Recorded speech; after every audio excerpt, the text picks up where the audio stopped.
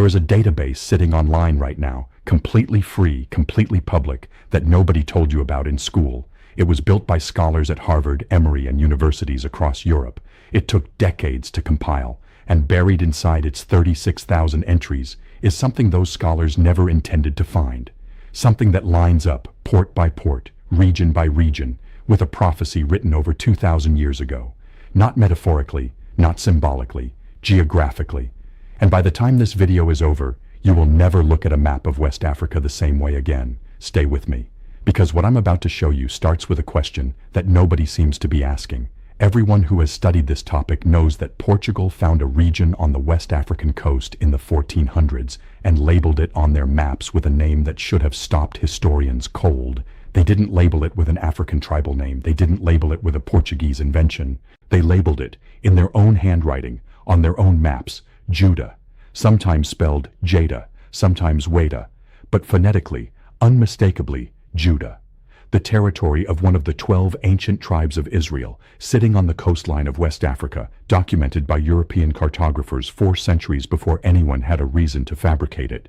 We covered that before.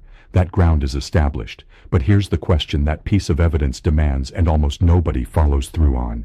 If Whydah was there, where were the other 11? Because here is what you have to understand about ancient Israelite civilization. It was never one people living in one place. There were 12 tribes, 12 distinct bloodlines, 12 geographic assignments laid out in texts that predate colonialism by over 1,000 years. The territory, the borders, the inheritance, all of it written down. So if Whydah was on the coast of West Africa, and the maps say it was, then Benjamin was somewhere nearby. Simeon was somewhere nearby. Ephraim, Manasseh, Levi, all of them had a place. And if the ancient text is right, finding that place requires nothing more than knowing where to look. As it turns out, the answer was sitting in a colonial shipping database the whole time. Here is the document that makes this possible. It is called the Book of Jubilees, sometimes called the Little Genesis. It is not a fringe text, not a conspiracy theory pamphlet, not something someone invented online. It was found among the Dead Sea Scrolls. It has been used by the Ethiopian Orthodox Church for over 1,700 years. Scholars date its composition to somewhere between the 3rd and 1st century BCE, making it older than most of the New Testament. And chapters 8 and 9 of that book do something extraordinary. They map the world. They assign specific geographic regions to the descendants of Noah, and within those descendants, to the lines that ancient tradition connects to the 12 tribes. Real territories, real coordinates, in the ancient sense of that word. Real places that you can find on a globe today. Now hold that in your mind, because here is where the second document enters the picture. The Transatlantic Slave Trade Database is the most comprehensive historical record of the slave trade ever compiled. Over 36,000 documented voyages, each one tagged with a port of departure, a port of arrival, an estimated count of captives, and dates spanning more than 3 centuries. It was built to memorialize a tragedy. It was built to honor millions of people who were taken from their homes and scattered across the world. And what nobody expected is what happens when you lay the departure points in that database on top of the ancient territorial maps from the Book of Jubilees. They match, port by port, region by region, almost perfectly. Let's start with Whydah. The port called Whydah appears on maps going back to the 1600s. It was one of the single busiest slave trade departure points on the entire African coast. Tens of thousands of people were loaded onto ships at this location and transported across the Atlantic. Where did they go? A significant portion went to Jamaica, to Barbados, to the British Caribbean colonies. Now look at the ancient geographic framework. The region of Whydah sits within the coastal zone that historical tradition associates with the territory of Benjamin, the tribe that sat directly east of Judah in every ancient account. Judah to the west, Benjamin to the east, both of them on the same stretch of coastline, both of them sending their descendants across the Atlantic from ports that bear their ancient names. You tell me if that is coincidence, but we are not stopping there, because the pattern does not stop there. Move east along the coast to the port of Bonny, located in the Niger Delta of what is now Nigeria. In the transatlantic database, Bonny is listed as one of the largest departure points on the entire African continent. Vast numbers of people were shipped from this single location across the ocean, and their primary destination? Brazil. Specifically the Brazilian states of Bahia and Pernambuco now lay the Jubilees framework over that region. The Niger Delta and the coastal zone surrounding it align with the tribal territory associated with Simeon, the second son of Jacob, the brother who in ancient tradition was specifically described as a people who would be scattered and dispersed even among their own family. The tribe of Simeon was the one ancient prophecy singled out for the deepest dispersal, and the people taken from the port that sits in Simeon's ancient territory were scattered to Brazil, thousands of miles away from the people taken just a short distance up the coast, dispersed even among their brothers, exactly as it was written, keep going south. Because the evidence does not get weaker, it gets stronger. The port of Luanda, in what is now Angola. By some estimates, more human beings were loaded onto ships at Luanda than at any other single port in the history of the Atlantic slave trade. Millions of people, across 3 centuries. Their primary destination was the Spanish Caribbean, Cuba, Puerto Rico, and further into Mexico and Peru. And in the Jubilees framework, the region around the Congo River Basin and the Angolan coast aligns with the tribal zone of Ephraim, the son of Joseph, the one of whom the ancient text made a very specific promise. Not that he would be great, not that he would be remembered, but that he would become a multitude of nations scattered across Cuba, Puerto Rico, the Spanish Main, the Viceroyalty of Peru. Look at those destinations again. Look at how many nations they represent. Tell me that language does not fit. Now here is the moment where the story takes a dark turn. Because all of this should have been findable decades ago. And the reason it wasn't is something that requires its own explanation. In November of 1884, the major European powers gathered in a city called Berlin. Germany, Britain, France, Portugal, Belgium, and others sat down together and did something that had never been done before on that scale. They divided an entire continent.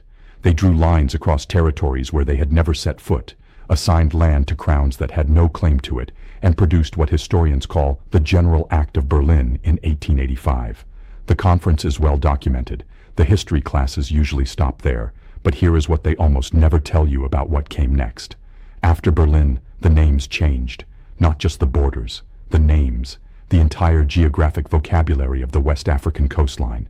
The names that had accumulated over 4 centuries of documented contact between African peoples and European navigators was systematically replaced. The slave coast became Dahomey. The port of Whydah, which had appeared on maps for hundreds of years with a spelling that pointed unmistakably back to the ancient word Judah, became Whydah, a Frenchified phonetic substitution that severed the linguistic link. The territories that colonial maps had labeled with historically significant names were absorbed into administrative units called French West Africa, British West Africa, German Togoland, Belgian Congo. Units designed not to reflect who the people were, but to reflect who now claimed to own them. And here is the detail that should make every serious researcher pause. The port names were changed before the territorial names. The shipping infrastructure, the actual locations recorded in the transatlantic database, was renamed first. Think about why that matters. The ports are the paper trail. A port name is the anchor point that connects what was taken to where it came from. Change the name of the port, and you change the reference point in the historical record. A researcher looking for Whydah in post-colonial maps finds Whydah and the thread goes cold. A researcher looking for the linguistic connection to Judah finds a French colonial spelling and the conversation ends. Whether that was deliberate or incidental, the effect was the same. The evidence was buried, the geographic memory was erased, and the story became unreadable to anyone who did not know which layer to dig through to find it. The maps from the 1600s said Judah. The post-Berlin maps said something else. Those two things are not equally true. One of them is what the people who lived there were called before someone else decided to name them differently. Now we arrive at the passage that brings all of this together. It is found in Deuteronomy, the 5th book of Moses, chapter 28, verse 64. It has been read by Jewish, Christian, and Muslim scholars for thousands of years. And in its most common English translation it reads, "The Lord will scatter you among all peoples, from one end of the earth to the other. Not one nation, not one region, among all peoples, from one end of the earth to the other." Here is what the transatlantic database recorded. When researchers analyzed every port of arrival across 3 centuries of the Atlantic trade, every destination logged in those 36,000 voyages, they identified receiving territories across 4 continents. The total count of distinct national destinations was 43. 43 separate nations and colonial territories received enslaved people from the West and Central African coast. the United States, Brazil, Cuba, Haiti, Jamaica, Barbados, Trinidad, Puerto Rico, Mexico, Peru, Colombia, Venezuela, Suriname, Guyana, the Dutch Antilles, the Danish Virgin Islands, from one end of the earth to the other. I want to be careful here, because this is the moment where it is easy to go somewhere I am not going. I am not telling you that the transatlantic slave trade was a divine punishment. That is a theological claim, and this is not a theological video. People of many faiths and no faith at all have serious and legitimate reasons to resist that framing, and I respect every one of them. What I am telling you is something more precise and in some ways more unsettling than any theological argument. From a purely documentary standpoint, a text written over 2,000 years ago described a pattern of dispersal, scattered among all peoples, from one end of the earth to the other, and a 21st century academic database, compiled by European and American universities with no interest in proving that prophecy, recorded 43 nations across 4 continents. The text said all peoples. The database counted 43. One predates the other by more than 2 millennia. Neither was written with the other in mind. How you interpret that is yours to decide, but it deserves more than 30 seconds of consideration. Here is where we are. We started with a question nobody was asking. Portugal found Judah on the West African coast. Everyone talks about that. But what about the other 11 tribes? And what we found, not in religious speculation, but in colonial shipping records, in an academic database built by Harvard and Emory, and in a text recovered from the Dead Sea Scrolls, is a pattern that holds across every layer of the evidence. The Book of Jubilees assigns the territories. The Portuguese maps confirm the ancient names. The transatlantic database logs the departure points, and the arrival records document the dispersal across 43 nations. Each of those sources comes from a completely different century, a completely different institution, a completely different language.